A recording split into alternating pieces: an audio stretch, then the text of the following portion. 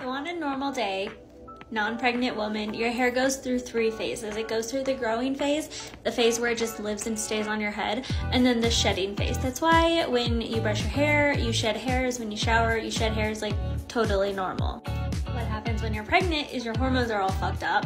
So your hair, because you're also taking all of these prenatal vitamins, your hair is so thick, so luxurious.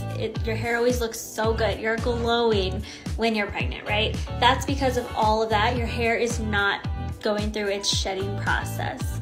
So once you're 3 to 4, 5, 6 months postpartum, your hair catches up, your hormones catch up, and all that shedding for the last 9 months happens at once, which obviously is not ideal. We've talked about this.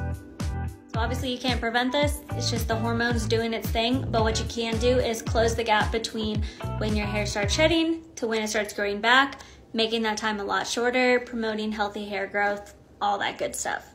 I'll dive into each of these way more in depth and get into the nitty-gritty of it all, but basically you're gonna wanna focus on your health.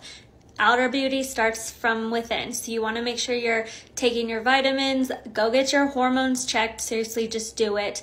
Go get blood work done, make sure your insides are good, eat healthy foods, all the things, up your collagen, amino acids, adaptogens, all that stuff, just make sure you're good. Again, I'll do a whole nother video on all that stuff. The other stuff is pretty topical stuff, so you want to make sure you're applying some kind of growth serum to your hair. There's so many out there. Just check the ingredients, make sure you're using like a good healthy one. There's some that you put on once a day, some you put on twice a day, some are a spray, some are a serum.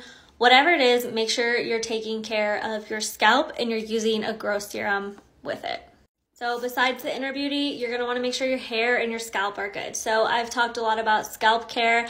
I'll go into all the different things that you can do, again, more specifically, but you're gonna wanna make sure you're using the right products, preventing any additional damage.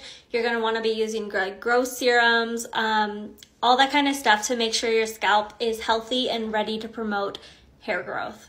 And then the other big thing that people forget about sometimes is like stress and just like the whole thing of being a new mom. Like it's stressful, it's hard. So any way that you can minimize stress is going to help your hair in turn. It's going to help you anytime if you're stressed out, you get sick. When you get sick, hair loss. So it's all just like a cycle.